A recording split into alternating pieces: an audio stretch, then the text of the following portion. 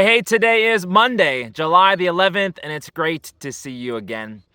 Well, we continue on in our sermon series in the book of Proverbs. We're learning from King Solomon and his wisdom. And yesterday in church, we dove into finding the right person to marry, finding the right person to commit our lives to, and finding the right person to have a family with. And it's interesting to me that King Solomon, in all of his wisdom, this seems to be maybe the one thing, though, that he struggles with more than anything else. Solomon did a lot of great things. For the most part, he had a heart for God. For the most part, he led his people wisely. He tried to do the right thing. But when it came to women and when it came to having relationships, I would say this was King Solomon's, this was his biggest weakness. In fact, the Bible tells us that Solomon had 700 wives and 300 concubines. It tells us this in 1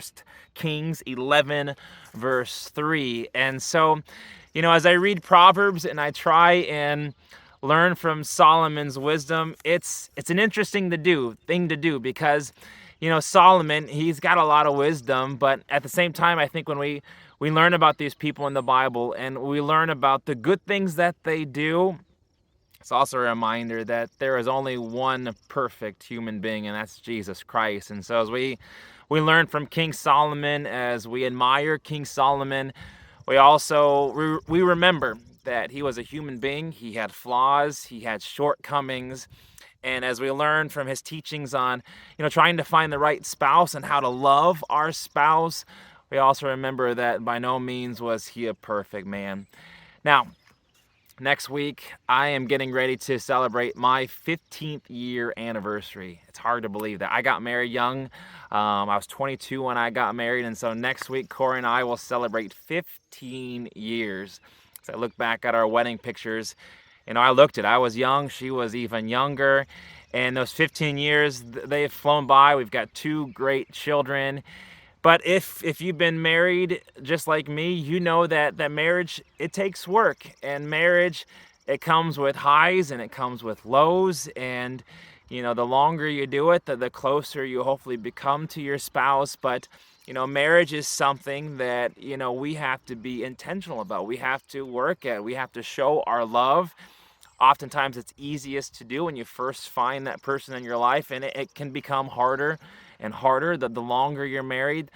Sometimes the less attention we give them. And the Bible teaches us that spouse that God has blessed us with, that God, from the very beginning when he created Adam and, he realizes that Adam is lonely, that God created all these animals for him. God placed him in paradise in the Garden of Eden. But at the end of the day, God looked around and Adam was lonely, and God blessed him with Eve. And that's God's creation, one man, one woman, to be married, to commit themselves to each other in a lifelong union and a lifelong marriage. Solomon certainly messed this up. And, as I dive into the book of Proverbs, I think as he writes down his wisdom, he kind of shares some of his struggles. I like in Proverbs 7, if you've ever dove into Proverbs 7, he talks about the different temptations that a person faces in life, and talks about the different allures that people that we're not married to can lead us astray. And he warns against this, and he warns against having an affair. He warns against being tempted to cheat on our spouse, and he writes about the dangers that this causes, and to stay away from that sometimes when we're tempted to go astray, that only leads to harm, that only leads to destruction in our marriage and our families.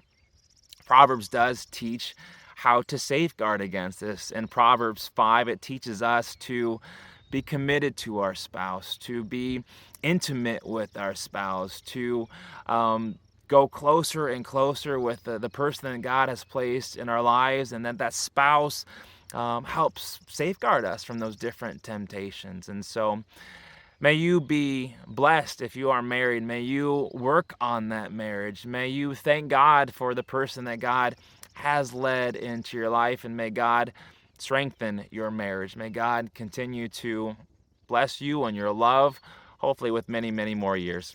Amen.